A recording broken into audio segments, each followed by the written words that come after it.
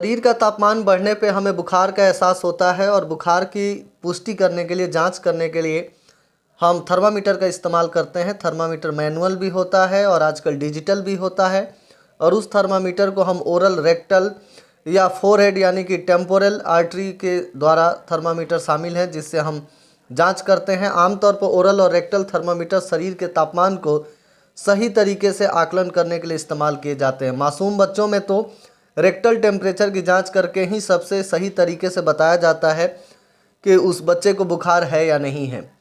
बुखार कौन से तापमान ऐसा हो जिसमें हम कह सकते हैं कि बच्चे को बुखार है, तो मासूम और छोटे बच्चों में खास तौर पे बुखार चिंता का विषय होता है और इसीलिए इसकी जांच करनी बहुत ज़रूरी होती है।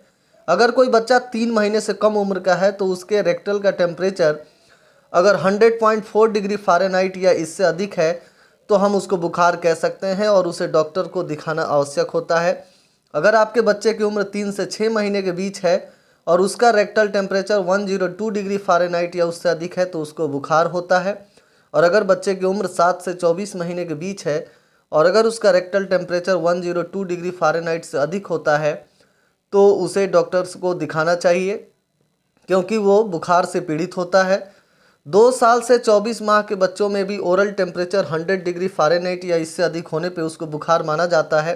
और अगर आपके बच्चे को बुखार है तो वो ठीक से प्रतिक्रिया दे रहा है या नहीं, इसके लिए भी आपको जांच करनी चाहिए।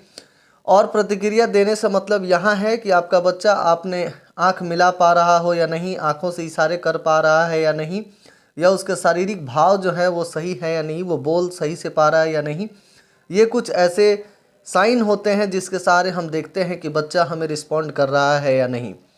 कभी भी बुखार को नज़रअंदाज ना करें। आवश्यक पड़ने पे, ज़रूरत पड़ने पे या अगर आपको बुखार डिटेक्ट हो रहा है बच्चों में तो तुरंत डॉक्टर से संपर्क करना चाहिए और डॉक्टर से उसका बेहतर इलाज कराना चाहिए। कृपया करके चैनल को सब्सक्राइब करें।